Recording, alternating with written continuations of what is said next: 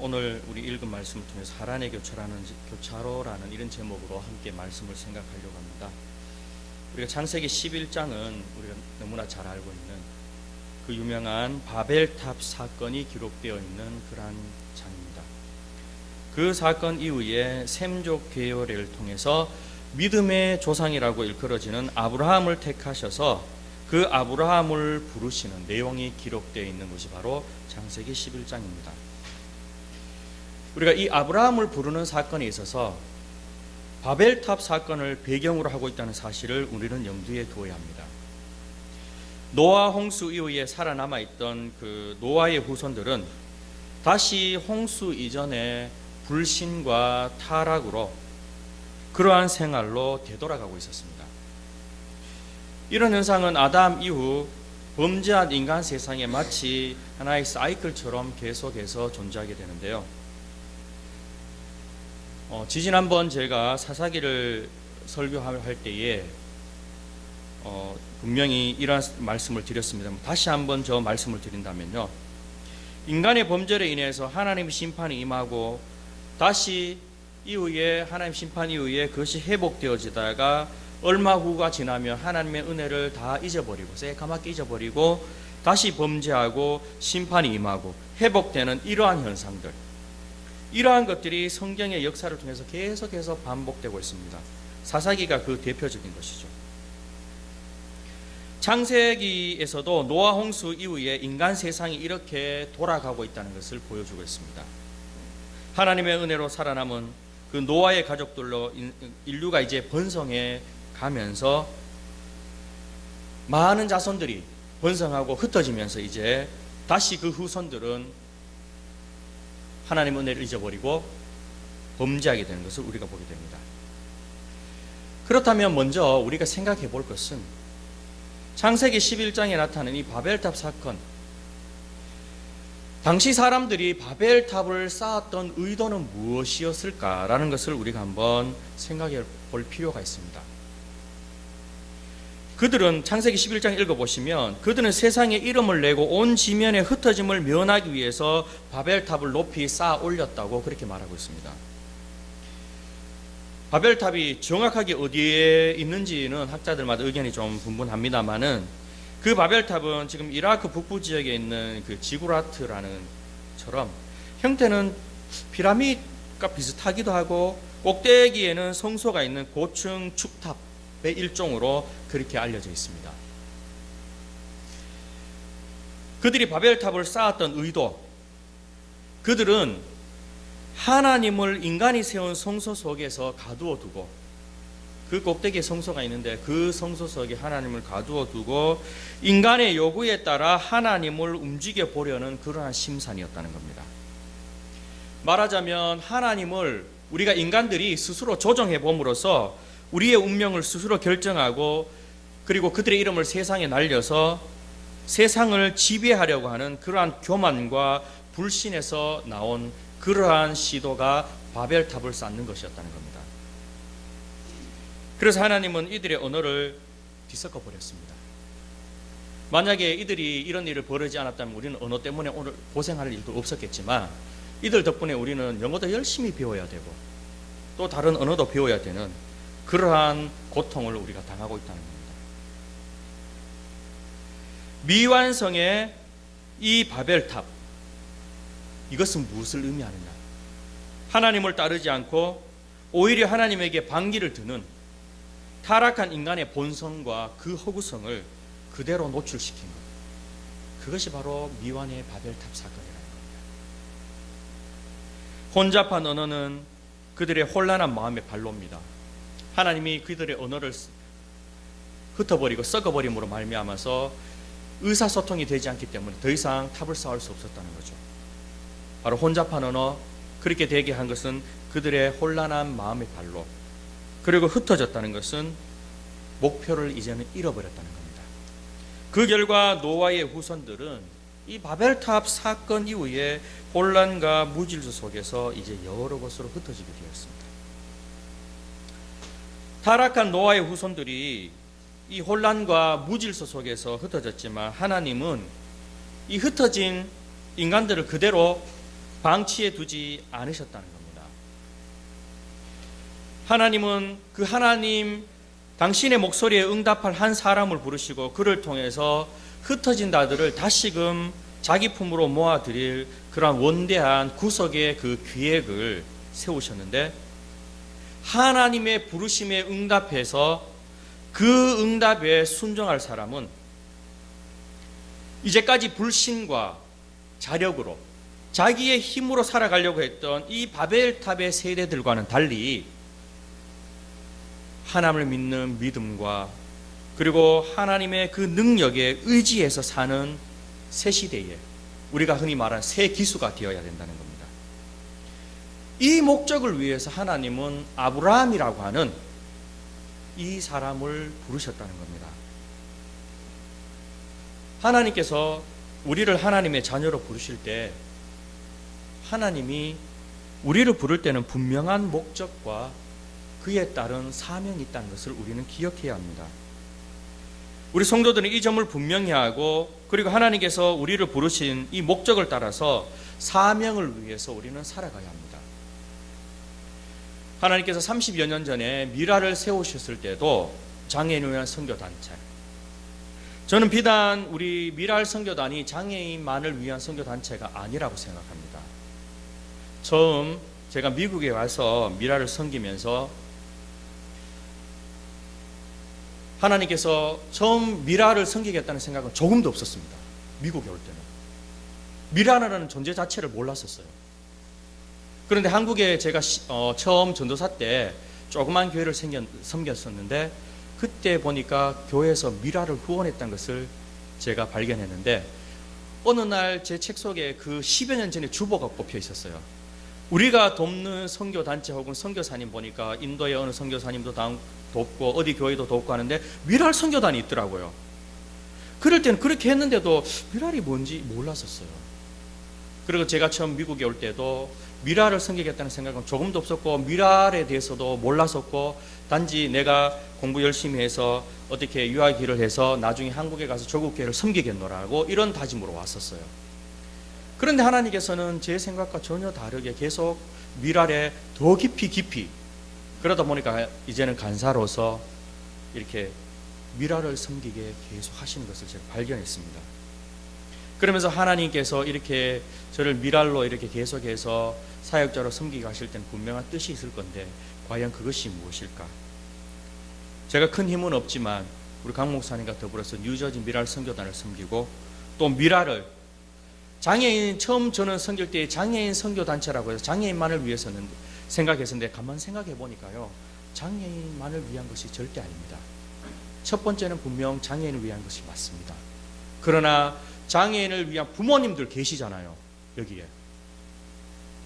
비록 장애인이 아니지만은 내가 장애인 자녀를 돕고 혹은 부모님을 돕기 때문에 비장애인은 나도 있고, 그래서 그 부모님도 우리가 케어해야 되고, 여기에는 또 많은 발런티어들이 와요. 그들이 잠재적인 미랄의 후원자들이라는 겁니다. 제가 한 2년 가까이 섬기다 보니까 그런 생각이 막 들어요. 아하, 이들이 바로 부모님뿐만 아니라 여기에 섬기러 온 이들이 결국은 나중에 우리 미랄을 섬기고 도울 그런 후원자가 되겠구나. 맞다. 그렇다면 첫 번째는 장애인을 위한, 그리고 또 부모님을 위해서, 또한 발런티어들을 위해서, 또 많은 후원자들을 위해서. 그래서 강 목사님이 계속 새로운 종교개혁이라 그러는데, 가만히 생각해 보니까 참 일리가 있는 말이었어요. 처음에는 장애인을 위한다라고 열심히 했는데 보니까 부모님들도 계시죠, 발런티어들 있죠, 그리고 후원자들도 있죠. 결국은 나가니까 장애인과 모든 것을 위한, 모든 사람을 위한 선교단이라는 것을 제가 발견하게 됐어요. 그래서 참 미랄이 소중하구나. 처음에는 장애인부터 시작했지만은 비장애인들, 그리고 비장애인들, 자기네들은 장애인이 아니라고 상관없다고 생각할지 모르겠지만 제가 많이 생각해 봤어요. 우리도 누구나 잠재적인 장애인이에요. 왜냐하면 우리가 오늘 이후에 내일 우리가 어떻게 될지 몰라요. 차 타고 가다가 혹은 내가 전혀 예상치 못한 그런 사고로 내가 육신의 장애를 입을 수도 있어요. 그렇기 때문에 내가 지금은 장애인이 아니라고요, 그래서 나는 장애 상관없다고 아니더라고요. 내일 우리 앞을 내다보지 못한 우리는 어떻게 될지 몰라요. 그렇기 때문에 비장애인, 일반인 모두가 잠재적인 장애인이 될 수 있다는 거예요. 그런 의미에서 미랄 선교단은 장애인뿐만 아니라 모두를 위한 선교단체라는 것을 제가 다시 한번 마음에 새긴 바랍니다.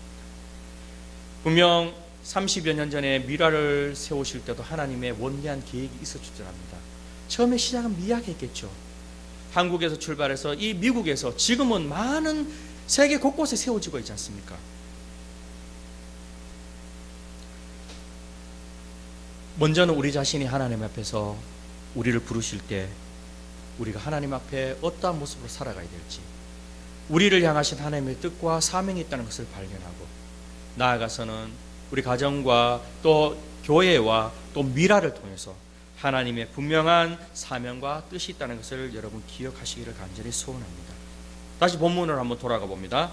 아브라함의 사명은 하나님의 능력의 손길에 의지해서 순종해 하나님의 말씀에 순종하는 그러한 걸음을 걷는 것이 아브라함의 사명이었습니다. 부름받은 아브라함의 걸음은 그는 믿음의 순례자로서, 또 바벨의 혼탁한 세상이 보고 듣지 못한 가운데 조용히 이루어지는 하나 한편의 구속의 드라마와 같은 그러한 것이라는 겁니다. 아브라함의 이야기가 본격적으로 시작되는 12장을 소개하기 이전에 먼저 아브라함의 아내 사레를 언급합니다. 사레가 잉태하지 못함으로 자식이 없었다라는 것을 보게 됩니다. 오늘 11장 30절을 한번 보십시오. 데라 27절부터 데라의 후예, 아브라함의 아버지였던 데라의 후예에 대해서 쭉 이야기를 해놓고 나서 30절에 와서 사레는 잉태하지 못함으로 자식이 없었더라는 구절을 굳이 여기 삽입해 놓고 있어요. 아브라함의 아내의 이름은 사레며, 29절에 보면 아브라함과 나홀이 장가들었으니 아브라함의 아내 이름은 사레며 라고 이렇게 하고, 30절은 사레는 잉태하지 못함으로 자식이 없었더라. 사레가 아브라함의 아내이기도 하지만 사실은 데라의 딸이잖아요. 왜 그렇습니까? 아브라함은 이복누이인 사레와 결혼했잖아요. 어머니는 다르지만 아버지는 같다는 거예요. 그런데 이 사레가 아브라함의 아내가 되었고, 그런데 잉태하지 못해서 자식이 없었다 그랬어요. 아니 이 사건이 무슨 아브라함을 부르는 사건과 직접적인 연관이 있고 대단한 사건인가? 대단한 사건입니다. 이 말은 아브라함을 지금 부르신 일과 직결되어 있는데요. 다시 말씀드리면 하나님은 아브라함이 가장 무력할 때, 자신의 힘으로는 도무지 자식을 낳을 수 없음이 분명한 그때에 하나님이 아브라함을 부르셨다는 겁니다. 이것이 왜 그래 중요하냐고요? 그 이유에 대해서 말씀드립니다.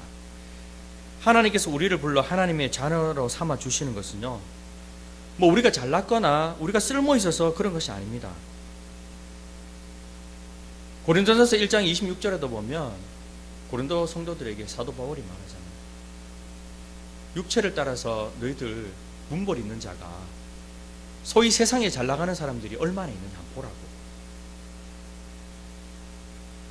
하나님은 약한 자를 세워서 강한 자를 부끄럽게 하는 거예요. 없는 자를 세워서 있는 자를 부끄럽게 하시는 하나님입니다. 아브라함에게 자식이 없었다는 것은요, 그에게 있어서는 대가 끊어지는 것이고 자신과 가문의 소멸을 의미했습니다.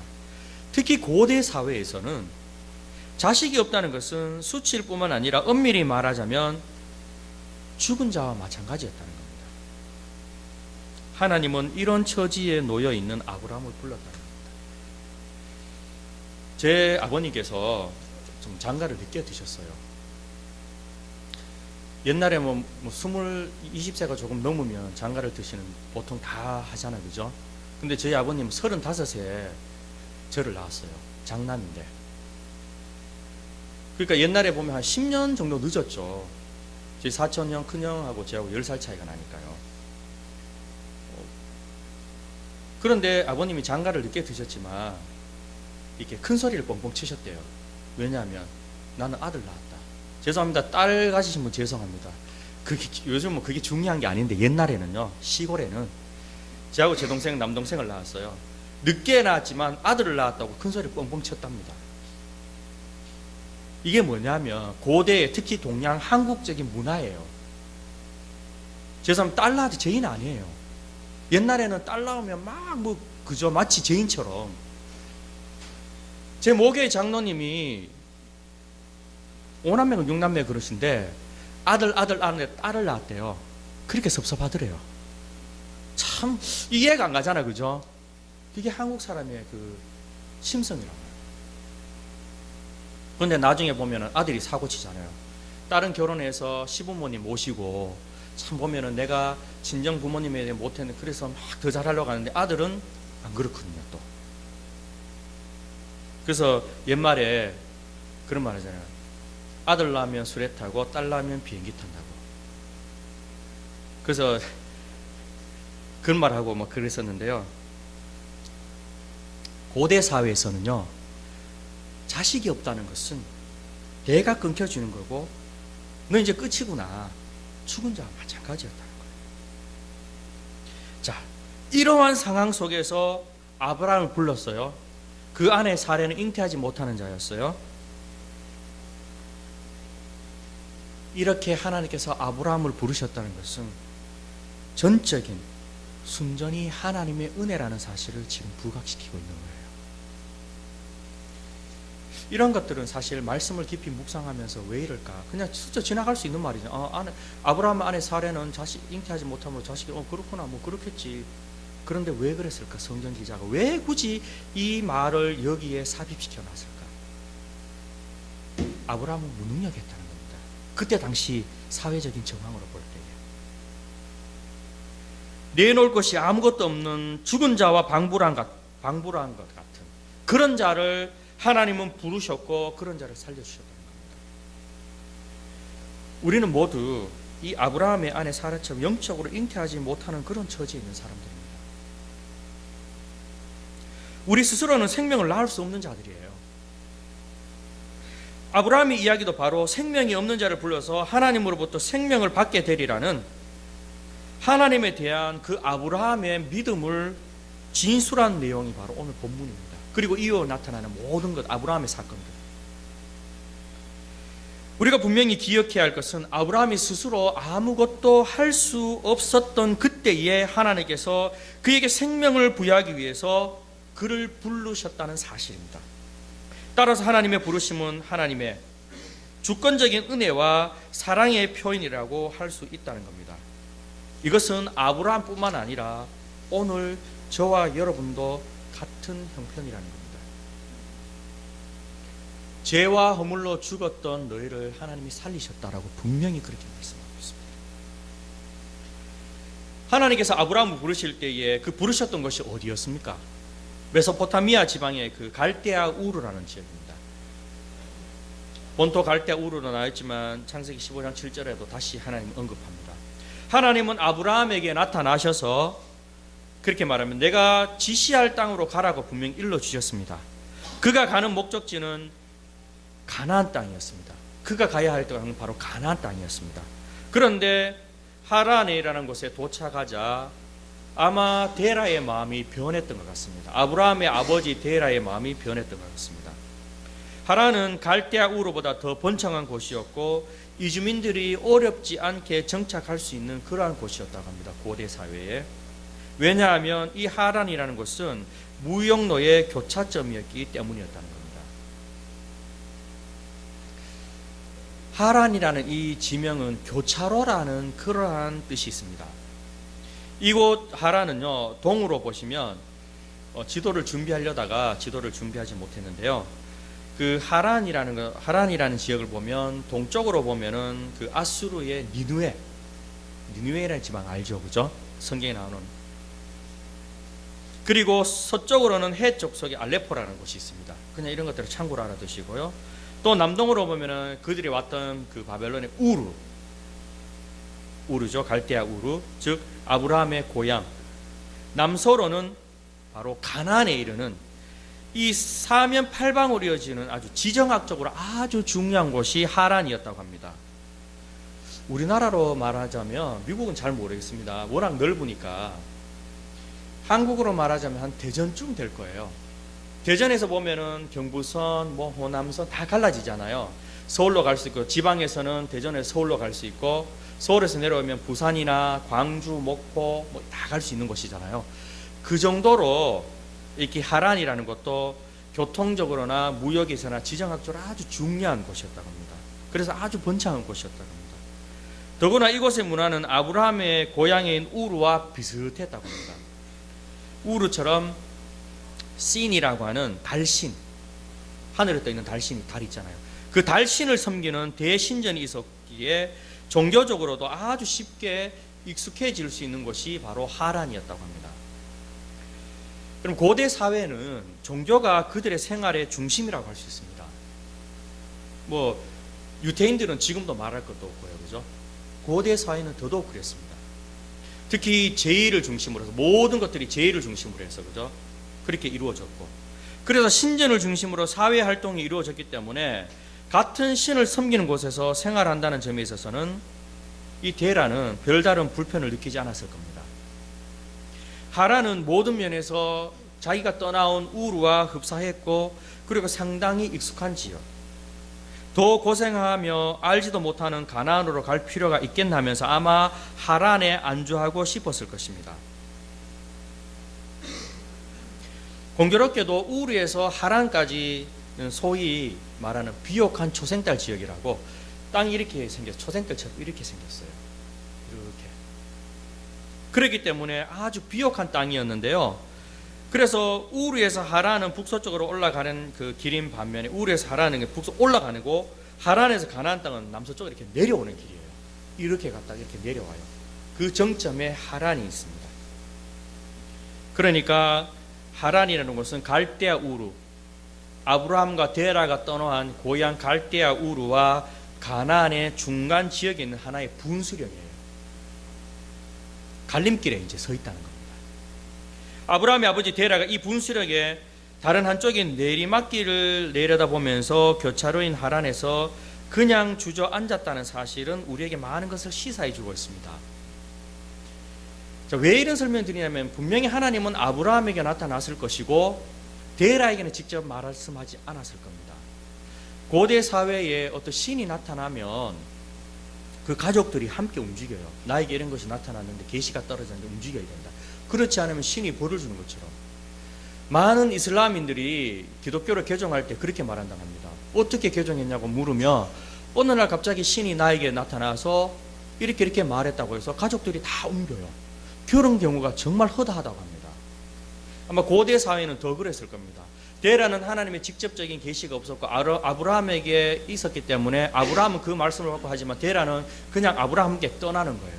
그러니까 아무래도 2차적이기 때문에 하나님의 뜻이 데라에게는 좀 더 덜 전해질 수 있었다는 겁니다. 그러니까 데라는 굳이 가나안 땅이 아니어도 하란도 여기가 좋사오니 그냥 여기서 그냥 머물러 살면 안 될까요? 이러한 생각을 할 수 있었다는 겁니다. 이러한 분기점, 우리가 삶을 살다 보면 우리 속에서도 이러한 분기점이 많이 있습니다. 다시 갈대아 우르로 가든지 아니면은 가나안으로 가든지, 그럼 이것도 저것도 싫으면 그냥 여기서 주저앉든지, 데라처럼 하란이 우리 신앙생활에 중립지대가 되면 결국 그곳에서 죽게 되는데요. 오늘 32절에 데라는 205세를 향수하고 하란에서 죽었더라. 205세를 누리면서 살았는데 그리고 거기 하란에서 죽었다라고 이렇게 말하고 있습니다. 데라가 언제 우르를 떠났는지 우리가 정확하게 성경이 기록되어 있지 않기 때문에 알 수는 없지만, 아브라함이 하란을 출발할 때가 75세였으므로 그가 하란에 머문 시간이 결코 짧은 세월은 아니었음을 알 수가 있습니다. 우리가 늘 보고 그리고 행하던 생활 습관에서 벗어나는 것 분명 쉽지 않습니다. 저도 그런 습관이 있어서 고치려고 하는데 많이 쉽지 않다는 것을 많이 느낍니다. 오늘 내일 하면서 미루고 주저앉아 있으면 시간 훌쩍 지나가 버립니다. 시간은 절대로 사람을 기다려주지 않죠. 제가 이제 미국에 온 지도, 여러분한테 죄송합니다, 온 지도 이러니까 얼마, 이제 2년도 안 됐습니다. 그래도 저는 우리 인호 부모님보다는 좀 일찍 왔어요. 그죠? 2년의 시간을 돌아보니까요, 내가 뭘 했지? 처음에 학생 비자로 왔죠. 지금도 학생 비자입니다. 열심히 학원 다니고 영어 공부한다고 처음에는 막 했었어요. 럭커스 다니면서. 근데 생각만큼 많이 안 늘더라고요. 10대 후반, 20대 초반 혹은 후반, 그때 총명한 머리, 지금 이제 40대인데 그렇게 빨리 돌아가겠습니까? 그런데 젊은 사람보다 좀 더 빠른 게 있어요. 뭔지 아세요? 눈치. 학교에서 수업하면 이미 들었던 거라 수업 내용을 모르는 게 하나, 문법도 한국 사람 강해서 성적은 제가 제일 잘 나왔어요. 그렇지만 듣는 거와 말이 안 돼요. 그리고 딱 보면 감으로 벌써 딱 잡아요. 저 사람이 지금 무엇을 말하고 이러고 넘어가요. 젊은 사람들은 알아들어야 되는데 뭔지 모르잖아요. 근데 저는 딱 보면 눈치로 대충 말하고 있는 게 뭔지 알 때 이렇게 가는 거예요. 2년의 시간 동안 뭘 했을까? 영어 공부도 열심히는 안 했지만 했었어요. 그래도 잘 안 되더라고요. 그러면서 미라를 통해 사역도 열심히 해요. 그런 것들은 좀 위로가 되긴 해요. 그런데 이렇게 그냥 살다 보면 앞으로 2년이 아니라 20년도 금방 갈 것이다. 제 시간을 한번 추억해 보면요, 이제 죄송합니다, 연세 많으신 분이 있는데 이제 제가 40대인데요 태어나서 대학 들어갈 때까지는 참 시간이 길었던 것 같아요. 초등학교 때, 중학교 때, 고등학교 때 시간 안 가잖아요. 빨리 갔으면 좋겠다. 그런데 20대 때 군대 가고 40대까지는 정말 시간이 빨리 가더라고요. 20대 후반은 어떻게 가는지 모르겠어요. 그리고 30대 되니까 더 빨리 가는 것 같아요. 그래서 어른들은 그 나이에 맞게 속도가 된다. 한국에서는 50대는 50km로 가고 60대는 60km로 간다라고 그렇게 이야기하더라고요. 그 이제 조금 실감이 나는 것 같아요. 여러분들은 실감 안 날 거예요. 그런데 금방 가요. 20대 실감 간다고요? 20대 초창기에 대학 가서 꿈 많은 시절에 그저 나는 누구를 만나고 백마탄 왕자 꿈도 꾸지 마세요. 뭐 신데렐라 꿈도 꾸지 마세요. 그랬는데 언제 30대야? 벌써 30대야 내가. 결혼도 아직 안 해. 애인도 없네. 시간 금방 가요. 죄송합니다. 저희 가족 낳았는지 엊그제 같은데 벌써 3학년 올라가잖아요. 그래서 어른들이 뱃속에 10달이 길지 낳아놓으면 지가 알아서 금방 큰다고, 정말 그런 것 같더라고요. 옛날에 어른들이 이런 이야기 할 때는 그냥 그렇게 했죠 이렇게 했는데 요즘은 그런 걸 정말 많이 실감해요. 여러분 젊은들은 아직도 그렇게 했죠 이렇게 한번 해보세요. 정말 시간 빨리 가요. 우리가 그냥 주저앉아 있으면요 절대로 시간도 우리 기다려주지 않아요. 그냥 데라는 그 하란에서 그냥 여기가 좋사오니 하면서 205세를 살다 그냥 거기서 죽어버렸다는 거예요. 아마 데라는 아들 아브라함과 함께 우르를 떠날 때 마음먹었던 가나안에 대한 어떤 기대와 희망이 해가 갈수록 퇴색해졌을 겁니다. 하란 땅에 정착한 그는 이제 가나안은 닿을 수 없는, 갈 필요조차 없는 곳으로 생각되었을지도 모르겠어요. 여기가 좋은데 굳이 가나안까지 갈 필요가 있겠나 하는 생각을 그나마 충분히 했을 수도 있을 겁니다. 우리도 그럴 때 가끔 있습니다. 이 정도면 됐지. 처음 목표나 생각을 적당하게 수정하고 안주하려고 하는 그런 생각을 가질 때.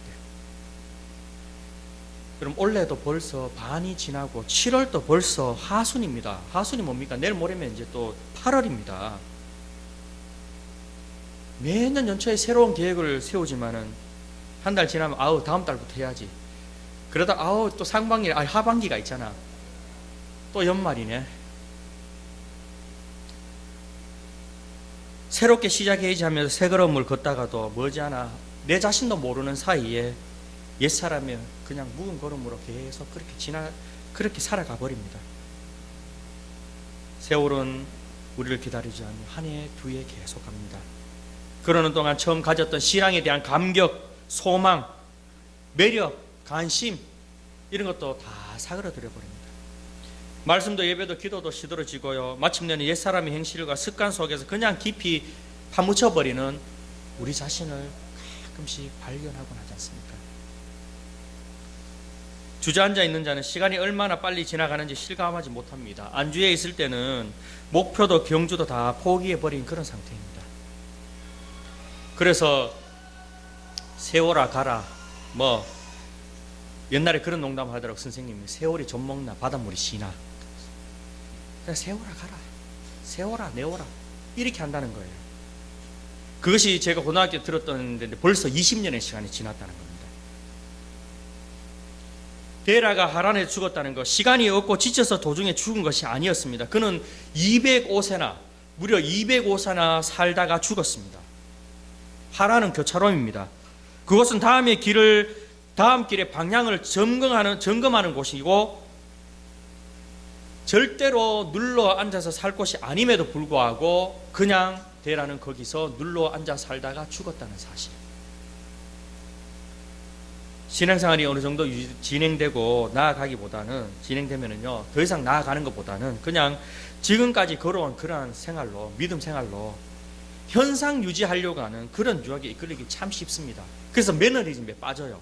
그냥 뭐 이 정도 해도 되는데 라고 하는 그러한 타성에 젖은 습관들. 그러다 보니까 신앙도 하나의 형식적인 습관이 되고요, 영적 생활을 자연히 둔화되기도 하고요. 그러면서 이제까지 한 것과 여기까지 읽은 말씀을 우려먹고 또 그것으로 그냥 버티고 있는 거예요.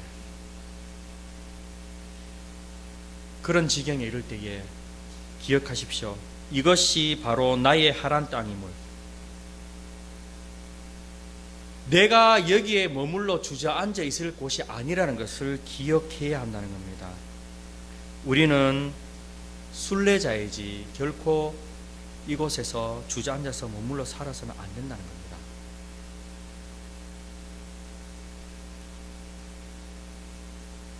비교적 젊은 나이 하나님 음성을 듣고 그 말씀을 쫓아서 고향 땅, 자기가 살던 본토 친척 아비 집을 떠났던 그 아브라함, 75세가 되어서야 이제 예정도 없었던 엉뚱한 하란의 기착지를 벗어날 수 있었다는 사실입니다. 아버지 데라 때문에 그만큼 그 행보가 늦어졌다는 사실을 우리 기억해야 합니다. 때때로 부모님들의 그 나태한 예습성과 불신앙 자세 때문에 자녀들이 분명히 받은 하나님의 소명을 따르는데 우리 부모님이 방해물이 될 수도 있다는 사실을 우리 기억해야 합니다. 부모님들은 마땅히 자녀들이 하나님의 부르심에 따라 계속 진행할 수 있도록 우리가 길을 닦아주고 그리고 안내해주고 길을 기도해 줘야 하는데요, 오히려 우리 부모님들이 방해가 되어서 자녀들을 막는 경우도 종종 있다는 사실입니다. 자신들이 받은 옛날 교육 방식과 그런 사상과 옛 사상과 구태에 의한 그런 사고 방식에 자녀들을 묶어두려고 할 때에 오히려 자녀들의 그 교육뿐만 아니라 신앙생활에 활기도 주지 못하면서 오히려 그들이 가지고 있는 비전도 꺾어버릴 때가 많이 있다는 겁니다. 가끔씩 한국 드라마나 여러분 주의를 볼 때에 자녀를 양육할 때 어떻습니까? 어떤 부모님들은요, 자기가 살아온 방식대로 그대로 자녀에게 가르치려고 해요. 그런데 제3자가 봐도 별로 썩 좋은 방법도 아닌데 계속 그 방법을 강요해요. 그러다가 그것을 고집하다가 자녀들을 망치는 경우도 많이 봤습니다. 한국에 보면은요, 제가 한국에 있을 때 교육부서 교육 디렉터로 오래 있었습니다. 그리고 교육부서를 이렇게 하는데 고등부를 맡고 이렇게 했었는데요, 시험 기간이 되면 고3들은 특히 뭐 고등학교처럼 내신이 반영되기 때문에, 요즘은 뭐 초등학교 때부터 뭐 그래요. 중학교도 말할 것도 없고요. 고등학교 되면 내신이 반영되기 때문에 시험 중간고사 기말고사 그러면 교회 안 나와요. 뭐 예를 들어서 한 100명쯤 나오면 중간고사 기말 5, 60명밖에 안 나와. 왜 안 나오냐? 시험 기간이라고 안 나와. 시험 기간하고 왜 시험 기간에 부모님도 교회 나가지 마라 그랬다고 그래요. 다 부모님 재직들이에요. 그리고 고3에는 아예 깨놓고 이야기해요. 고3들 교회 나가지 마라. 고3들 교회 안 나가고 좋은 대학 가서 네 나중에 대학 가서 신앙생활 해라. 중간고사 기말고사 한두 번 그렇게 해서 안 나오면 다행이겠지만요, 그것이 습관화 되거든요. 나중에 고3 때 안 나오죠. 대학 가서 신앙생활 잘할 것 같습니까? 그 인간, 저는 아직도 그렇게 해서 대학 가서 신앙생활 잘하는 인간을 못 봤습니다. 고등학교 3학년 때도 열심히 나오고 기도하면서요, 어떤 사람은 새벽 기도까지 나오더라고요. 열심히 하고 그 사람들이 대학 가서도 열심히 잘해요. 대학 가면 유혹하는 게 정말 많잖아요. 그 버티려면 그렇게 해서도 넘어지는 사람이 있는데 뭐 시험 기간 안 나오고 고3 때 안 나오고 대학 가서 신앙생활 잘해? 뭐 지가 교회에서 배운 게 뭐 있어서 신앙생활 유지합니까? 못합니다. 이리저리 다 흡슬려요. 그러면 그 사람들이 나중에 직장 가면은 직장생활 잘할 거, 직장생활은 잘하겠죠. 왜? 출세해야 되니까 어떻게든 버티고 출세할 거예요. 막 비비고 해서. 근데 신앙생활 잘할까요? 절대 못합니다. 저는 그런 사람 많이 봤어요. 심지어 중직자임에도 불구하고 직장에서는, 교회에서는 뭐 모르잖아요. 다 이렇게 양복 입고 옷 입고 나오면 다 잘하는 줄 알죠. 직장생활에서는, 직장생활 속에서는 그 사람이 교회에 다니는 것조차 몰랐다라고 하는 사람이 얼마나 많은지 몰라요. 심지어 장로님이었어요? 와, 이렇게 이야기하는 사람 봤어요. 10년 동안 있었는데 장로님인지 몰랐대요.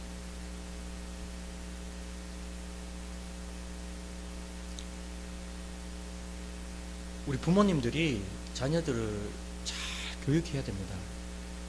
이것은 저도 예외가 아닙니다. 저도 참 많이 나태해지게 있는데요. 자녀들을 정말 신앙으로 잘 양육하고 하나님께서 그 자녀들을 우리에게 맡겨주셨고 또 그 자녀를 통한 하나님 뜻이 있어요. 그 뜻을 통해서 그 자녀가 잘 양육될 수 있도록 우리가 도와줘야 한다는 겁니다. 내 모습 가운데서 데라와 같은, 우리 부모님들 데라와 같은 그런 모습이 없는지 잘 기억하셔야 합니다. 하란 땅은 다음 여정을 바라잡는 교차로에 불과하다는 겁니다. 빨리 짐을 챙겨서 가나안을 향해서 나아가야 합니다. 하란은요, 빨리 지나가야 하는 그러한 곳이어야 한다는 겁니다.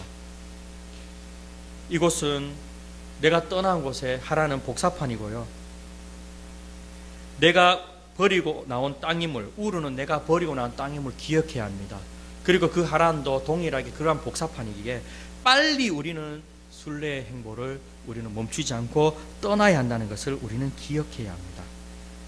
하란에 와서 그동안 나는 그래도 얼마만큼 왔다, 오늘하고 나는 최선을 다했습니다 라는 패자한 구차한 변명하지 마시고, 하란 땅을 정착지로 주신 적이 없고 가나안으로 아브라함을 가라고 했기 때문에 우리는 하나님께서 우리에게 명령하시고 가라 가신 땅으로 우리는 가야 한다는 겁니다.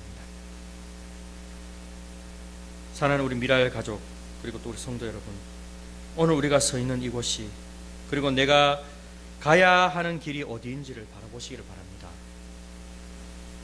지금 나의 가는 길이 하나님이 명령하신 가나안인지, 아니면 그냥 하란에 주저앉아서 내가 그냥 살고 있는지 한번 기억하시면서 빨리 하나님께서 명하신 그 길을 걸을 수 있는 저와 우리 성도님 되기를 주님의 이름으로 간절히 부탁을 드리겠습니다.